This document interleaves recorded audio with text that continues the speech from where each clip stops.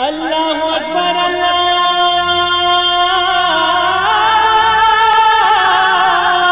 اکبر۔ السلام علیکم ورحمۃ اللہ وبرکاتہ۔ الحمدللہ رب العالمین والصلاة والسلام علی اشرف الانبیاء والمرسلین نبینا محمد وعلی آلہ وصحبہ اجمعین ومن تبعہم بإحسان الی یوم الدین، اما بعد۔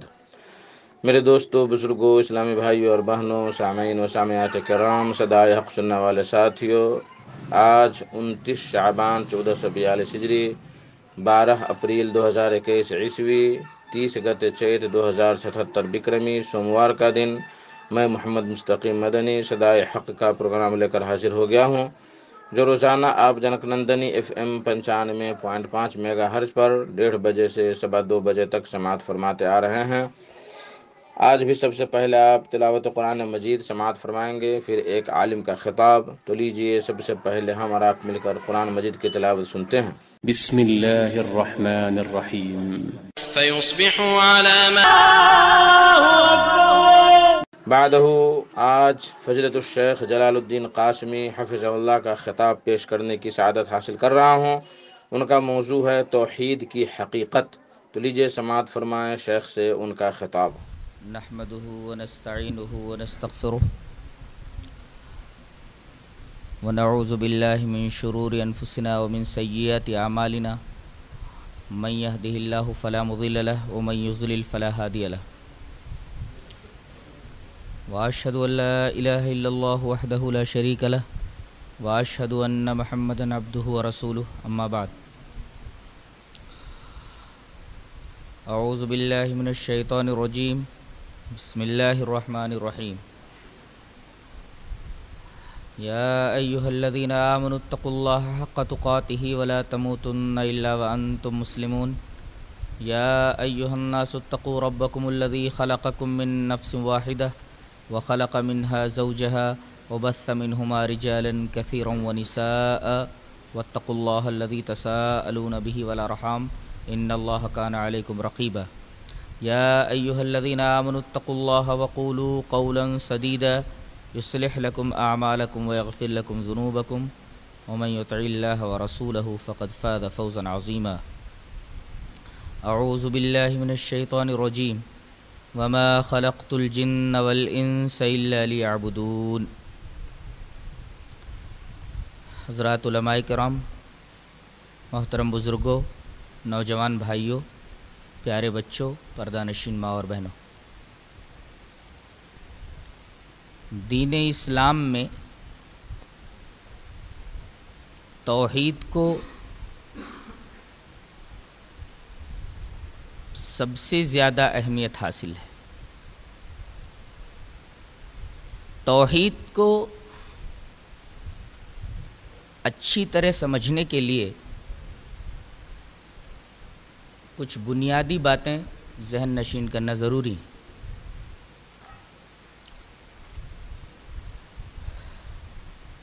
دین اسلام کو اگر ایک جسم فرض کر لیا جائے تو توحید اس جسم میں دل کی حیثیت رکھتا ہے۔ اب اس سے آسانی سے اندازہ لگایا جا سکتا ہے کہ جب تک دل تندرست رہے گا پورا جسم تندرست رہے گا، اور اگر دل بیمار ہو جائے تو پورا جسم بیمار ہو جائے گا۔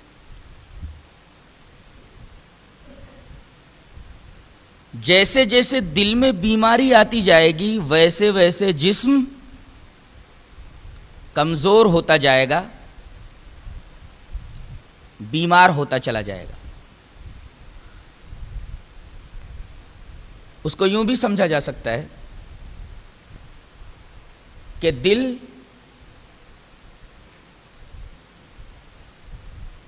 توحید کی مثال ہے، دین اسلام کے جسم میں، اور اگر دین اسلام کو آنکھ فرض کر لیا جائے تو توحید آنکھ میں پتلی کی حیثیت رکھتا ہے۔ توحید کے بغیر نہ تو کوئی عقیدہ مؤثر ہے اور نہ کوئی عمل مثمر. یہی وجہ ہے کہ جتنے بھی انبیاء کرام دنیا میں تشریف لائے انہوں نے سب سے پہلی اپنی امتوں کے سامنے توحید ہی کا درس رکھا، اور توحید کے باب میں انہوں نے کبھی کوئی مداہنت گوارا نہیں کی، کبھی کوئی کمپرومائز نہیں کیا. طرح طرح کی ترغیبات انہیں دی گئیں، رشوتیں پیش کی گئیں، ڈھیر سارے مال و دولت کا لالچ دیا گیا، سرداری اور سروری پیش کی گئی.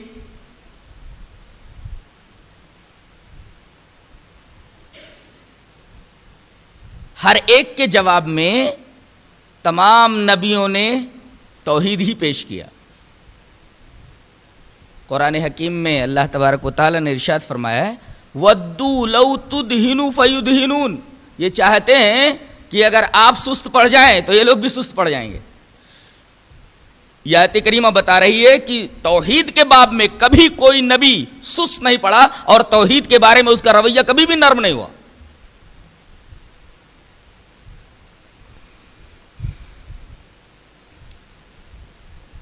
قرآن حکیم میں ایک اور بنیادی عقیدے پر بڑا زور دیا گیا ہے، وہ ہے معاد کا عقیدہ، یعنی مرنے کے بعد ایک زندگی ہے.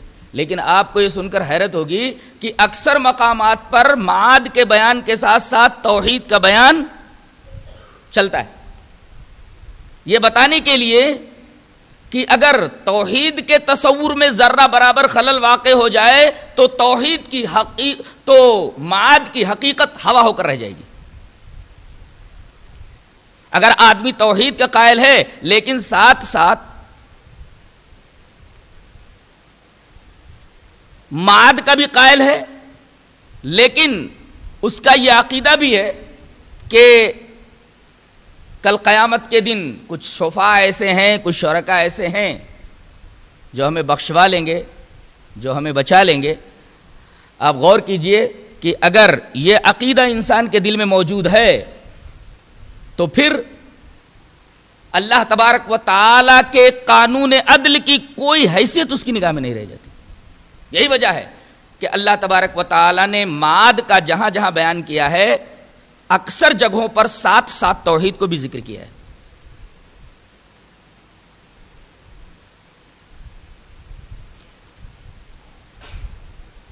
کلمہ توحید کیا ہے؟ ابن ابی العز جن کی مشہور کتاب توحید کے بارے میں ہے شرح العقیدۃ الطحاویہ، اس میں انہوں نے لکھا ہے کہ کلمہ لا الہ الا اللہ هذه کلمۃ التوحید التي دعت الیہا الرسل کلہم، کہ لا الہ الا اللہ یہ کلمہ توحید ہے اور اسی کلمے کی طرف تمام انبیاء کرام نے اپنی اپنی امتوں کو بلایا ہے.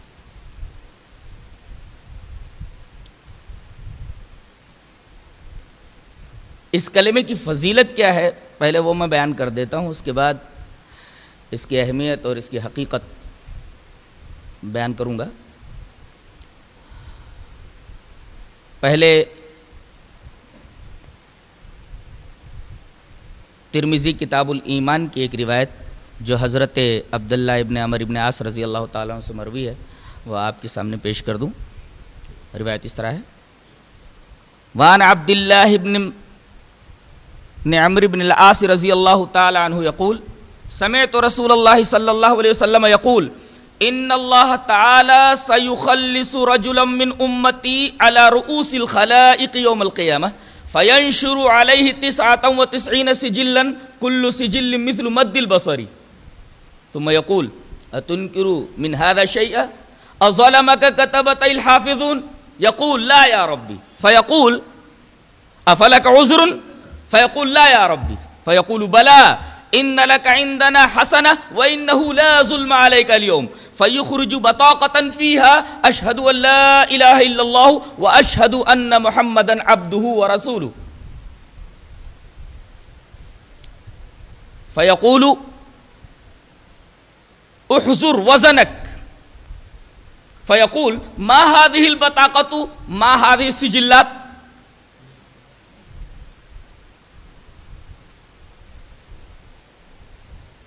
فَيَقُولُ فَإِنَّهُ لَا ظُلْمَ عَلَيْكَ فَتُوضَعُ السِّجِلَّاتُ فِي كِفَّةٍ وَلَا إِلَهَ إِلَّا اللَّهُ فِي كِفَّةٍ فَطَاشَتِ السِّجِلَّاتُ وَثَقُلَتِ الْبَطَاقَةُ فَلَا يَثْقُلُ مَعَ اسْمِ اللَّهِ شَيْءٌ رواہ ترمذی فی کتاب الایمان. حضرت امام ترمذی اس حدیث کو کتاب الایمان میں لائے ہیں. حضرت عبداللہ ابن عمر ابن عاص رضی اللہ تعالیٰ عنہ فرماتے ہیں کہ میں نے نبی کریم صلی اللہ علیہ وسلم کو یہ فرماتے سنا کہ اللہ تبارک و تعالیٰ میرے امتیوں میں سے ایک شخص کو کل قیامت کے دن لوگوں کے سامنے نجات دے گا. پہلے کیا کرے گا؟ فَيَنشُرُ عَلَيْهِ 99 سِجِلًّا 99 دفتر اس کے سامنے رکھ دے گا، پھیلا دے گا، اور ہر ایک دفتر اتنا لمبا ہوگا جہاں تک کہ اس آدمی کی نگاہ جائے گی، اس میں اس کے اعمال لکھے ہوئے ہوں گے. پورا اعمال نامہ اس کا سیاہ کاریوں سے بھرا ہوا ہوگا. ثم یقول، پھر اللہ پوچھے گا اتنکر من ھذا شیئا، ان میں سے کسی بھی چیز کا تو انکار کرتا ہے؟ اظلمک کتبۃ الحافظون، میں نے جن فرشتوں کو تیرے اعمال لکھنے پر مقرر کیا تھا، کیا انہوں نے تیرے ساتھ ظلم کیا ہے؟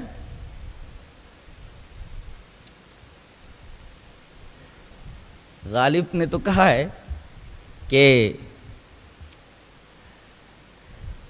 اے فرشتوں، میری محشر میں حمایت کرنا، زندگی بھر تمہیں کاندھوں پہ بٹھا رکھا ہے. قیامت کے دن کوئی فرشتہ کسی کی حمایت نہیں کرے گا. یہ ایک شاعرانہ تخیل ہے، شاعرانہ تصور ہے. غالب نے یہ بھی کہا ہے کہ ہو سکتا ہے کہ لکھنے والوں نے اپنی طرف سے کچھ لکھ دیا ہو، کوئی گواہ تھوڑی تھا. اللہ وہی پوچھے گا اظلمک کتبۃ الحافظون، میں نے تیرے نام اعمال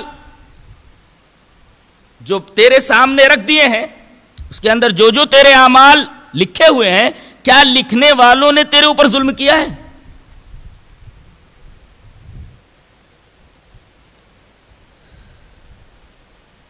وہ یہ کہے گا نہیں ہے میرے رب، جو کچھ لکھا ہے بالکل صحیح لکھا ہے.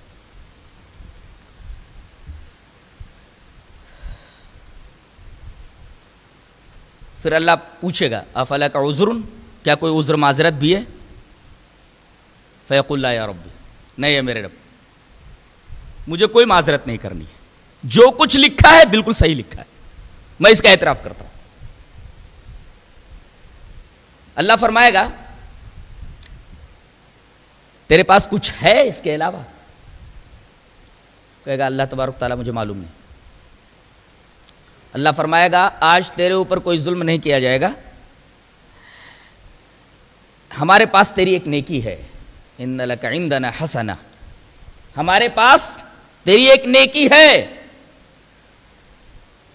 اور پھر اللہ تبارک و تعالی ایک بطاقہ نکالے گا، کارڈ نکالے گا، اس کارڈ کے اوپر لکھا ہوا ہوگا اشہد ان لا الہ الا اللہ وحدہ لا شریک لہ واشہد ان محمدا عبدہ ورسولہ. پھر اللہ فرمائے گا کہ یہ کارڈ لے جا میزان عمل کے اوپر رکھ. تو بندہ اس کارڈ کو دیکھ کر کے کہے گا کہ اے اللہ یہ 99 دفتر ایک طرف ہیں، یہ کارڈ ان 99 دفتروں کے مقابلے میں کیا حقیقت رکھتا ہے؟ اللہ فرمائے گا وزن تو کر، چل وزن کر، احضر وزنک، وزن تو کر. فتوضع السجلات فی کفۃ، تمام کی تمام فائلیں اور دفاتر ایک پلڑے میں رکھ دیے جائیں گے، اور دوسرے پلڑے کے اندر وہ کارڈ رکھ دیا جائے گا جس پر اشہد ان لا الہ الا اللہ واشہد ان محمدا عبدہ ورسولہ لکھا ہوگا. نبی کریم صلی اللہ علیہ وسلم نے ارشاد فرمایا فتاشت السجلات وثقلت البطاقہ، کہ جس پلڑے کے اندر وہ بطا کا وہ کارڈ رکھا ہوا ہوگا وہ تو جھک جائے گا، اور جس پلڑے کے اندر وہ دفاتر رکھے ہوئے ہوں گے وہ پلڑا ہلکا ہو جائے گا۔ اور آخر میں نبی کریم صلی اللہ علیہ وسلم نے ایک جملہ ارشاد فرمایا، فلا یثقل مع اسم اللہ شیء، اللہ تبارک و تعالیٰ کے نام کے اوپر کوئی چیز بھاری نہیں ہو سکتی۔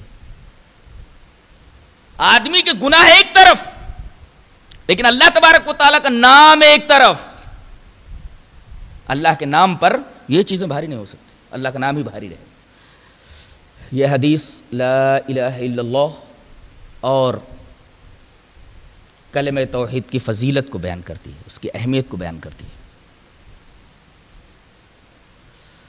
جی چاہتا ہے ایک اور روایت جسے امام بخاری رحمۃ اللہ علیہ کتاب الانبیاء کے اندر لائے، وہ روایت بھی آپ کے سامنے پیش کر دوں۔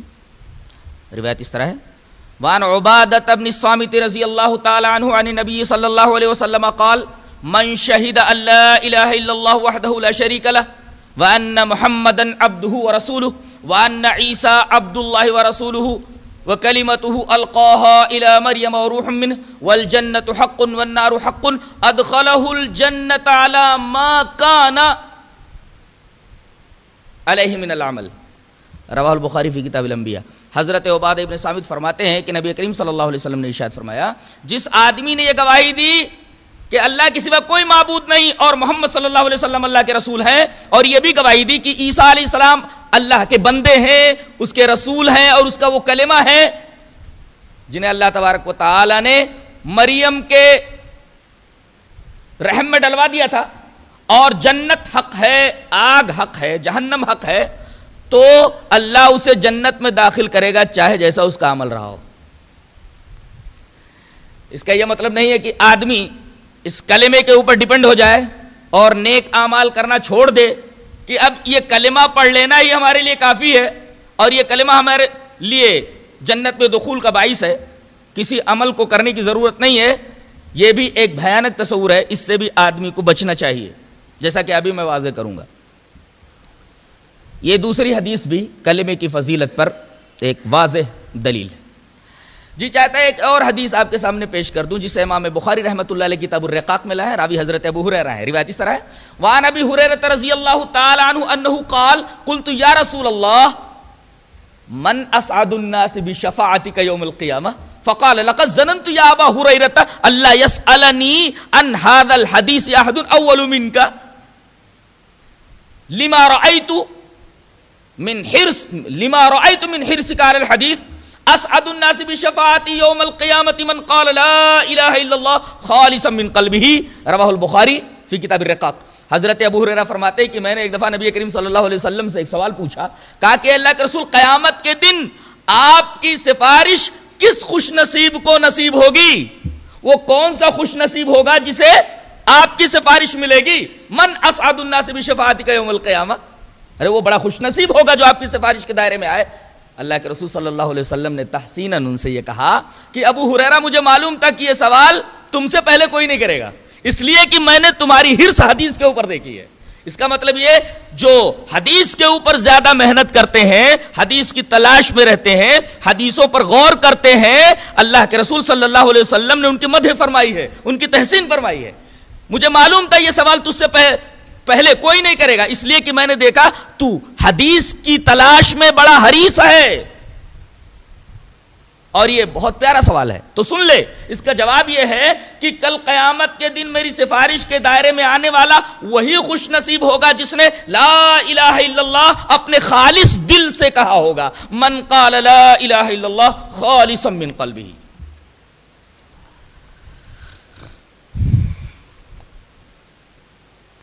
یہ کچھ روایتیں تھیں جو میں نے آپ کے سامنے پیش کی، جو کلمہ توحید لا الہ الا اللہ کی فضیلت پر کھلی ہوئی دلیل ہے، اس کی اہمیت پر ایک بین اور واضح دلیل ہے۔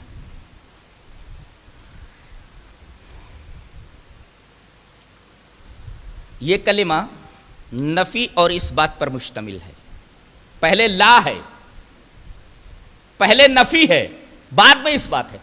دنیا کے سارے کلمے اس بات سے شروع ہوتے ہیں، بعد میں نفی آتی ہے، لیکن یہ کلمہ اپنے اندر بڑی عجیب و غریب بات رکھتا ہے کہ یہ نفی سے شروع ہوتا ہے، اس بات پر ختم ہوتا ہے۔ گویا اللہ تبارک و تعالیٰ کے اس قول کے مصداق ہے کہ من یکفر بالطاغوت فمن یکفر بالطاغوت ویؤمن باللہ فقد استمسک بالعروۃ الوثقی، جو طاغوت کا انکار کرے اور اس کے بعد اللہ پر ایمان لائے. تو لا سے طاغوت کا انکار ہے. طاغوت کسے کہتے ہیں؟ اللہ کے علاوہ جس شے کی بھی عبادت کی جائے. کل شیء یعبد سوی اللہ، اللہ کے علاوہ جس چیز کی بھی عبادت کی جائے اسے طاغوت کہتے ہیں. تو تمام چیزوں کی عبادت سے انکار کر کے جو آدمی اللہ تبارک و تعالیٰ پر ایمان لائے در حقیقت وہی حقیقی موحد ہے. اور کلمہ لا الہ الا اللہ کے اندر وہی بات پائی جاتی ہے کہ آدمی جب لا الہ الا اللہ کہتا ہے تو لا کے ذریعے اس بات کا اقرار کرتا ہے کہ اے اللہ میں نے تمام چیزوں سے کٹ کر کے اپنی جبین نیاز کے سارے سجدے تیرے آستہ کے لیے مخصوص کر دیے. اب یہ میرا سر کسی اور آستہ کے اوپر نہیں جھکے گا. میں نے طاغوت کا انکار کر دیا اور میں تیرے اوپر ایمان لا رہا ہوں. تو آپ کو پتا چلے گا کہ توحید پہلے ہے، شرک بعد میں. پہلی چیز. دوسرے، توحید فطرت ہے اور توحید کا جو اپوزٹ شرک ہے وہ خلاف فطرت ہے. اب اس سلسلے میں دو حدیثیں پیش کروں گا. پہلی حدیث پیش کروں گا اس بات کو ثابت کرنے کے لیے کہ توحید فطرت ہے، شرک خلاف فطرت ہے. دلیل اس طرح ہے. وعن ابی ہریرہ رضی اللہ تعالی عنہ قال قال رسول اللہ صلی اللہ علیہ وسلم ما من مولود الا یولد علی الفطرہ فابواہ یحودانہ او ینصرانہ او یمجسانہ کما تنتج البہیمۃ بہیمۃ جمعا هل تحسون فیہا من جدع. ثم يقول ابو ہریرہ فطرۃ اللہ التي فطر الناس علیہا لا تبدیل للخلق الا ذلك الدین القیم. رواہ البخاری فی کتاب الجنائز. حضرت امام بخاری اس حدیث پاک کو ایسے ہی کتاب الجنائز میں لائے. حضرت ابو ہریرہ فرماتے ہیں کہ رسول اللہ صلی اللہ علیہ وسلم نے ارشاد فرمایا جو بھی بچہ پیدا ہوتا ہے وہ فطرت پر پیدا ہوتا ہے. چاہے وہ کہہ دیجئے فطرت اسلام پر پیدا ہوتا ہے، بالفاظ دیگر کہہ لیجئے کہ توحید پر پیدا ہوتا ہے.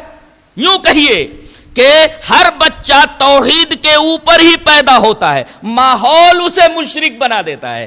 اگر وہ کسی یہودی کے گھر میں پیدا ہوا ہے تو اسے یہودی بنا کر چھوڑ دیتے ہیں.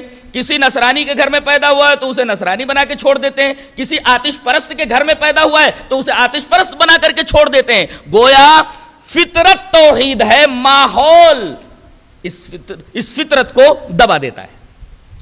یہاں ایک نقطہ اور ملحوظ رکھا جائے، فطرت جو ہے صرف دب جاتی ہے، مٹتی نہیں ہے.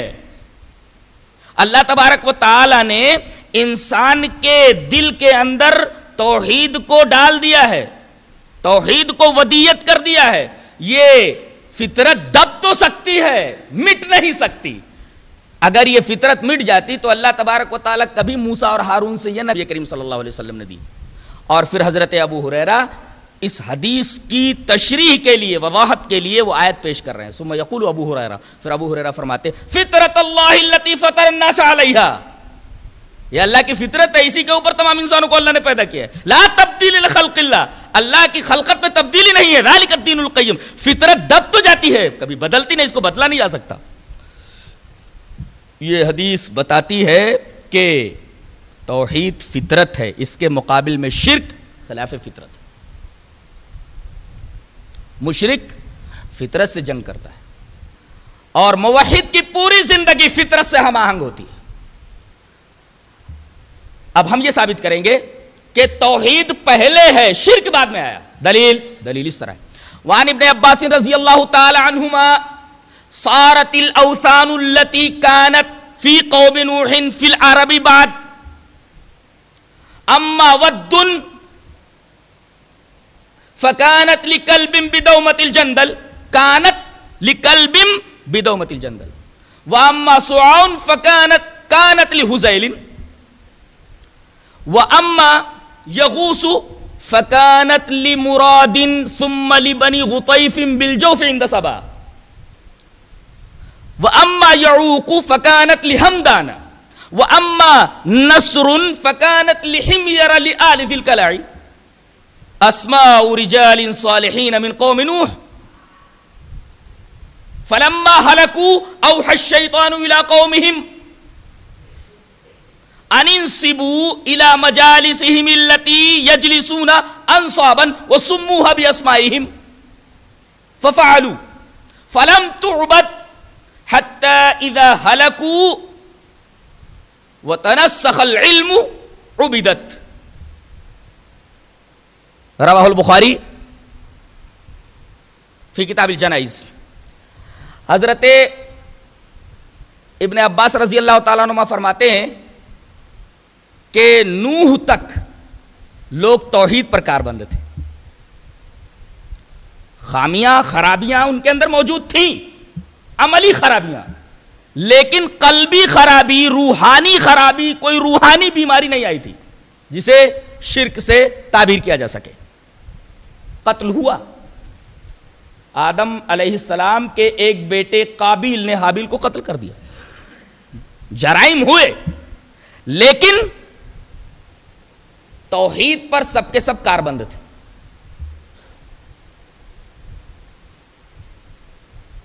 حضرت نوح علیہ السلام جس قوم کی طرف بھیجے گئے، یہ قوم پہلے بت پرستی میں مبتلا ہوئی. شکل کیا تھی؟ شکل اس حدیث میں بتائی گئی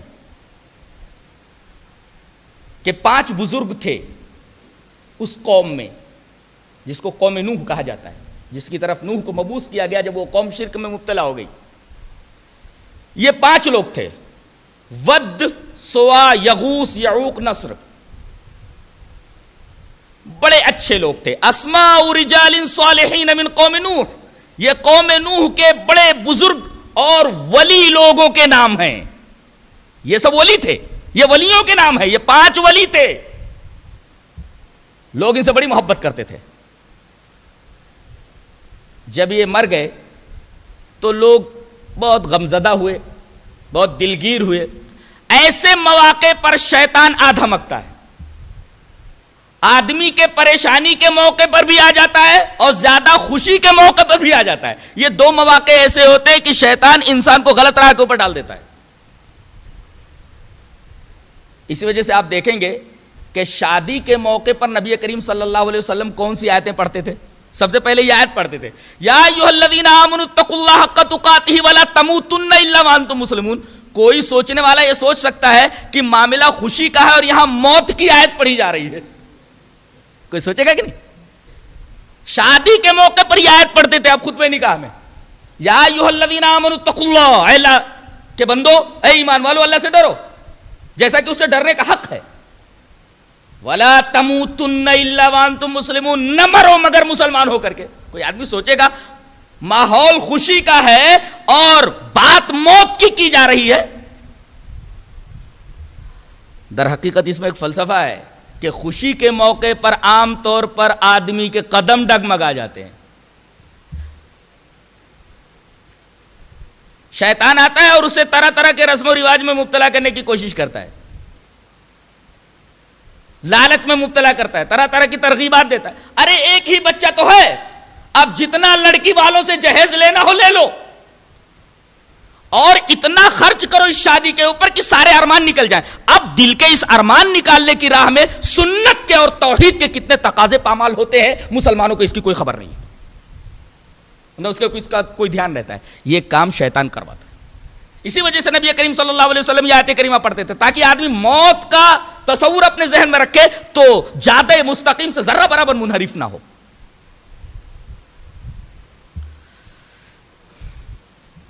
اب اس غم کے موقع پر آدم کا کہا کہ تمہارے غموں کا علاج میرے پاس ہے. کہا کہ کیا؟ کہا کہ ایسا کرو کہ یہ جو 5 بزرگ تھے جن کے مرنے پر تم لوگ سوگ منا رہے ہو، افسوس کر رہے ہو، جہاں جہاں یہ بیٹھتے تھے ان جگہوں پر ان کا اسٹیچو بنا دو، نصب اسٹیچو بنا دو، اور ان کو دیکھ دیکھ کر کے اپنے دل کو سکون دے لیا کرو، یاد تازہ کر لیا کرو. تو بطور یادگار ان کی مجالس کے اندر جہاں جہاں وہ بیٹھتے تھے ان جگہوں پر ایک اسٹیچو، ایک مورتی بنا دی گئی، اور لوگ ان کو دیکھ دیکھ کر کے اپنے دل کو تسلی دے لیا کرتے تھے. جب یہ لوگ مر گئے تب شیطان پھر آیا آنے والی جنریشن کے پاس. کہا کہ جانتے ہو یہ 5 مورتیاں کیا ہیں اور تمہارے آبا و اجداد ان مورتیوں کے ساتھ کیا سلوک کرتے تھے؟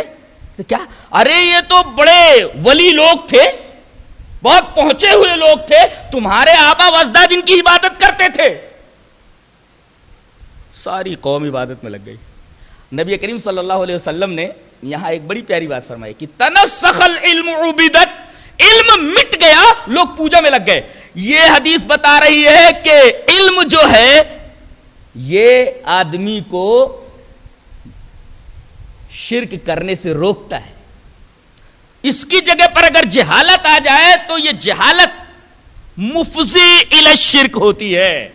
علم کے ختم ہو جانے کے بعد لوگ شرک میں مبتلا ہوئے. تنسخ العلم عبدت، علم ختم ہو گیا، لوگ ان مورتیوں کی پوجا کرنے لگے.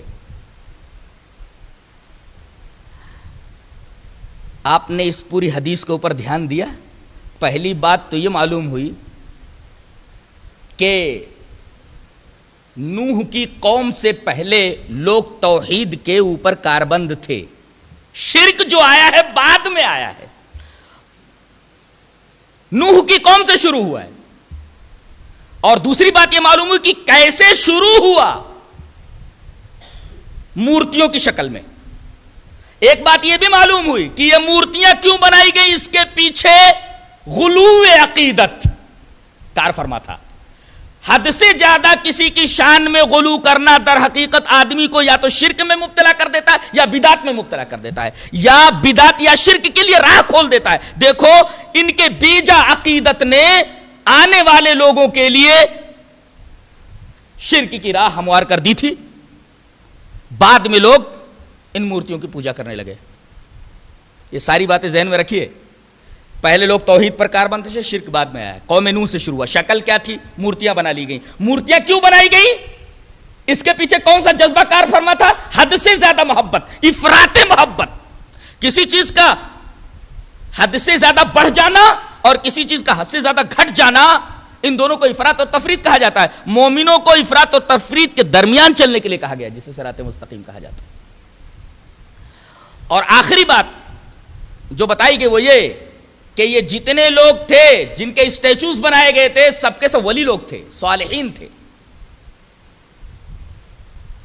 اور ان کی پوجا کیوں کی گئی؟ علم کے مٹ جانے کے بعد.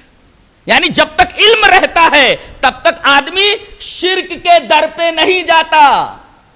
کوئی بھی علم رکھنے والا جس کے پاس حقیقی علم ہوتا ہے وہ کبھی بھی شرک میں مبتلا نہیں ہوتا. یہی وجہ ہے کہ اللہ تبارک و تعالیٰ نے سب سے پہلے یہی کہا ہے کہ کلمے کا رٹ لینا کافی نہیں ہے. ایک قوم ہے جو کلمے رٹا رہی ہے جس کا کوئی فائدہ نہیں ہے، گاؤں گاؤں میں پھر پھر کر کے کلمے رٹا رہی ہے، الفاظ رٹا رہی ہے. یہ قرآن حکیم کی اس آیت کے خلاف ہے. اللہ فرما رہا ہے فَعَلَمْ أَنَّهُ لَا إِلَهَ إِلَّا اللَّهُ وَاسْتَغْفِرْ لِذَنبِكَ. علم حاصل کرو لا الہ الا اللہ کا اور مغفرت مانگو، مغفرت چاہو اپنے گناہوں کی.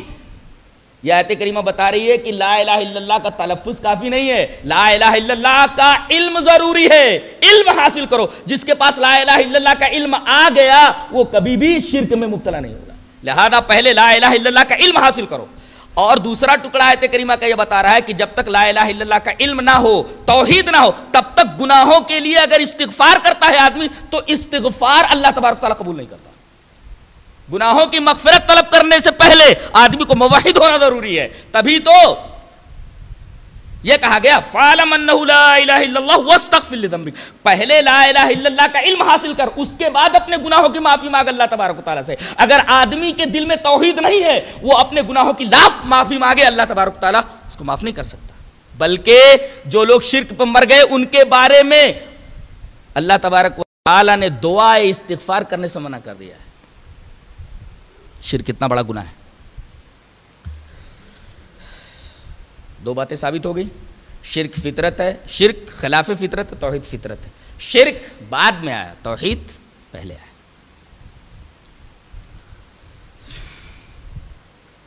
اب آئیے توحید کا معنی سمجھ لیتے ہیں. توحید کسے کہتے ہیں؟ توحید کا لغوی معنی ہوتا ہے کسی چیز کو ایک جاننا.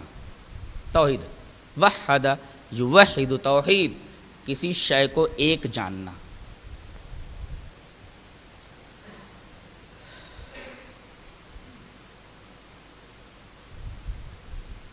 اور اصطلاح شریعت میں توحید کہتے ہیں اللہ تبارک و تعالی کو اس کی ذات، صفات، افعال میں یکتا جاننا، یہ ہے توحید کا اصطلاحی معنی۔ توحید کی بنیادی دو قسمیں کر لیں، اس کے بعد پھر دو قسمیں بعد میں کر لیتے ہیں۔ پہلی قسم ہم توحید کی کر رہے ہیں توحید فی الذات اور توحید فی الصفات، اس کے بعد ہم دوسری تقسیم کریں گے توحید ربوبیت، پھر توحید الوہیت۔ توحید فی الذات کو ہم سمجھا دیں اور توحید فی الصفات کو، اس کے بعد پھر آگے دو توحیدوں کو ہم سمجھائیں گے۔ توحید فی الذات کا مطلب ہوتا ہے خالق کائنات کو انسانوں جیسی صفات رکھنے والی ہستی نہ سمجھنا۔ اگر خالق کائنات کو انسانوں جیسی صفات رکھنے والی ہستی کوئی سمجھتا ہے تو مشرک فی الذات۔ جیسے نصارہ نے مسیح ابن مریم کو اللہ کا بیٹا کہا۔ بیٹا کس کے ہاں ہوتا ہے؟ انسانوں کے ہاں ہوتا ہے۔ یہودیوں نے عزیر علیہ السلام کو اللہ کا بیٹا گردانا، اور بریلویوں نے اللہ تبارک و تعالی کے نور کا ایک جز قرار دیا جناب محمد رسول اللہ صلی اللہ علیہ وسلم کو۔ لہذا نصارہ، یہود، بریلویہ یہ مشرک فی الذات بھی ہیں، مشرک فی الذات بھی۔ توحید فی الذات ان کے ہاتھوں سے نکل چکا۔ توحید فی الصفات کسے کہتے ہیں؟ توحید فی الصفات کہتے ہیں اثبات و صفات الکمال للہ تعالی التی اثبتها لنفسہ واثبتها لہ رسولہ، کہ توحید صفات یا توحید اسماء و صفات اس کو کہتے ہیں کہ وحی جلی اور وحی خفی کے ذریعے اللہ تبارک و تعالی نے جن صفات سے اپنے آپ کو متصف کیا ہے وہ صفات اس کے لیے تسلیم کرنا۔ نہیں سمجھے؟ وحی جلی کا مطلب قرآن، وحی خفی سے مراد حدیث۔ بالفاظ دیگر قرآن اور حدیث میں اللہ نے جن صفتوں سے اپنے آپ کو متصف کیا ہے ان صفات کو اس کے لیے تسلیم کرنا، ان صفات سے اس کو متصف ماننا، یہ توحید فی صفات ہے۔ مثلا اللہ سمیع الدعا ہے، اللہ دعاؤں کا سننے والا ہے۔ اللہ عالم الغیب ہے، صفت ہے اس کی عالم الغیب، سمیع الدعا۔ اب کوئی یہ کہے کہ کوئی بابا بھی دعاؤں کو سن لیتا ہے، ایسا عقیدہ رکھنے والا مشرک فی صفات ہے۔ کوئی آدمی یہ کہے کہ اللہ کے علاوہ کوئی اور بھی غیب کا علم رکھتا ہے، ایسا آدمی مشرک فی صفات ہے۔ یہ توحید کی بنیادی دو قسمیں، توحید فی الذات اور توحید فی صفات۔ آگے بڑھتے ہیں۔ توحید کی دو اور قسمیں ہیں، توحید ربوبیت اور توحید الوہیت۔ توحید ربوبیت کسے بولتے ہیں؟ اللہ تبارک و تعالیٰ کو اس کے افعال میں یکتا جاننا، خلاص۔ اللہ تبارک و تعالیٰ کو اس کے افعال میں یکتا جاننا۔ کیا؟ اللہ ہی مارتا ہے، اللہ ہی جلاتا ہے، اللہ ہی پیدا کرتا ہے، اللہ ہی روزی دیتا ہے، اللہ ہی بیٹا دیتا ہے، اللہ ہی بیٹی دیتا ہے، اللہ تبارک و تعالیٰ ہی کائنات میں متصرف ہے، اللہ ہی مشکل کشا ہے، اللہ تبارک و تعالیٰ ہی غوث ہے، اللہ ہی دستگیر ہے، اللہ ہی مشکل کشا ہے، اللہ ہی فرما روا ہے، اللہ حقیقی حکمراں ہے۔ یہ ساری صفات توحید ربوبیت میں آ جاتی ہیں۔ اگر کوئی آدمی اللہ کے علاوہ کسی کو مشکل کشا سمجھتا ہے توحید ربوبیت کا منکر ہے۔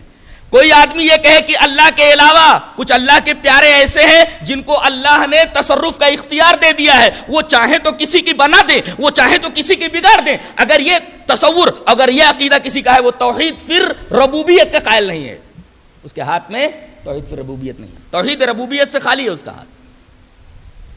تو اس کو مختصر انداز میں کیسے سمجھیں گے؟ اللہ تبارک و تعالیٰ کو اس کے افعال میں منفرد اور یکتا جاننا۔ یاد کر لیجئے، اللہ تبارک و تعالیٰ کو اس کے افعال میں، افعال یعنی کام، کاموں میں یکتا جان لینا۔ کام کیا ہے اس کا؟ پیدا کرنا، مارنا، جلانا وغیرہ وغیرہ۔ اللہ تبارک و تعالیٰ نے اکثر جگہوں پر اپنی توحید ربوبیت سے توحید الوہیت پر استدلال کیا ہے کہ اگر اس فعل میں وہ یکتا ہے، کوئی اس کا ہمسر نہیں، تو پھر عبادت اس کے علاوہ اور کس کی جائز ہو سکتی ہے؟ ایک جگہ فرماتا ہے وَالَّذِينَ اتَّخَذُوا مِن دُونِهِ آلِهَةً لا يخلقون شيئا وهم يخلقون ولا يملكون لانفسهم ضرا ولا نفعا ولا يملكون موتا ولا حیاتا ولا نشورا. وہ لوگ جنہوں نے اللہ کے علاوہ معبود بنا لیے ہیں، والذین اتخذوا من دونہ آلیہ، ذرا ان سے پوچھو، لا يخلقون شیئا وهم یخلقون، یہ ایک چیز نہیں پیدا کر سکتے، ایک چیز نہیں پیدا کر سکتے. وهم یخلقون، یہ لوگ پیدا کیے گئے ہیں، یہ خالق نہیں ہے، سب کے سب مخلوق ہیں. اور جو خالق نہ ہو وہ لائق عبادت نہیں ہو سکتا. میں ہی خالق ہوں لہذا میں ہی لائق عبادت ہوں. اس لیے کہ اللہ تعالیٰ نے پہلے الوہیت کا تذکرہ فرمایا، والذین اتخذوا من دونہ آلہہ، وہ لوگ جنہوں نے اللہ کے علاوہ معبود بنا لیے ہیں، ان کی پوجا پاٹ کر رہے ہیں. لا یخلقون، ایک چیز نہیں پیدا کر سکتے. یہ جب ایک چیز نہیں پیدا کر سکتے، خالق نہیں ہے وہ، تو معبود کیسے ہو سکتے ہیں؟ اللہ تبارک و تعالیٰ نے توحید ربوبیت سے توحید الوہیت کے اوپر استدلال فرمایا اور آگے فرمایا ولا یملکون لانفسہم ضرا ولا نفعا، یہ تو ذرہ برابر کسی فائدے کے بھی مالک نہیں ہے اور نقصان کے بھی مالک نہیں ہے. ذرہ برابر نہ تو نفع پہنچانے کے پر قادر ہیں نہ نقصان پہنچانے پر قادر ہیں. نفع وہی پہنچاتا ہے، نقصان وہی پہنچاتا ہے. اور آگے ایک اور بات فرمائی گئی، ولا یملکون موتا ولا حیاتا ولا نشورا، نہ تو موت پر قادر ہیں، نہ حیات پر قادر ہیں، نہ مرنے کے بعد اٹھانے پر قادر ہیں، نہ اٹھائے جانے پر قادر ہیں. آپ ایک سوال کر سکتے ہیں، ٹھیک ہے کوئی زندہ نہیں کر سکتا، اس پر قادر نہیں ہے، مرنے کے بعد کوئی زندہ نہیں کر سکتا، لیکن موت تو دے سکتا ہے نا، موت تو دے سکتا ہے. جیسے حضرت ابراہیم علیہ السلام، بڑی پیاری بات کہنے جا رہا ہوں، نوٹ کر لو، بہت ہی اہم بات ہے. حضرت ابراہیم علیہ السلام سے جب نمرود کا مکالمہ ہوا تو حضرت ابراہیم سے اس نے پوچھا کون سے رب کو تو مانتا ہے؟ قال ربی الذی یحیی و یمیت، میرا وہ رب ہے جو مارتا ہے اور جلاتا ہے. تو یہ دو قیدیوں کو پکڑوا کر کے بلواتا ہے. ایک قیدی کے بارے میں بری ہونے کا فیصلہ ہونے والا تھا، اس کو قتل کر دیتا ہے، اور جس کو قتل کیا جانے والا تھا اس کو چھوڑ دیتا ہے، کہتا میں بھی تو مارتا اور جلاتا ہوں. نکتہ یہ ہے کہ انسان کسی کو قتل تو کر سکتا ہے، موت نہیں دے سکتا. قتل الگ چیز ہے، موت الگ چیز ہے. یہاں اس نے قتل کیا ہے، معاملے کو گڑبڑ کر دیا ہے، اس نے مارا نہیں ہے، اس نے موت صرف اللہ کے ہاتھ میں، صرف قتل کیا ہے اس نے. قتل الگ چیز ہے، موت الگ چیز ہے.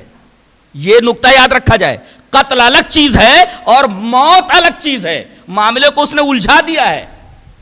اس نے موت نہیں دیا، موت اللہ نے دیا، تو نے تو قتل کیا ہے، تو نے ایک کام کیا ہے، موت صرف اللہ کے ہاتھ میں. ولا یملکون موتا ولا حیاتا ولا نشورا، کوئی موت پر بھی قادر نہیں ہے. قتل کرنے کے بعد بھی بچ جاتا ہے آدمی، اس لیے کہ اس کی موت نہیں رہتی ہے. یہ نکتہ ہمیشہ ذہن نشین رہے کہ آدمی قتل تو کر سکتا ہے، موت نہیں دے سکتا. موت صرف اللہ کے ہاتھ میں. ولا یملکون موتا ولا حیاتا ولا نشورا، لوگ نہ تو موت پر قادر ہیں، نہ حیات پر قادر ہیں، نہ مرنے کے بعد اٹھانے پر قادر ہیں.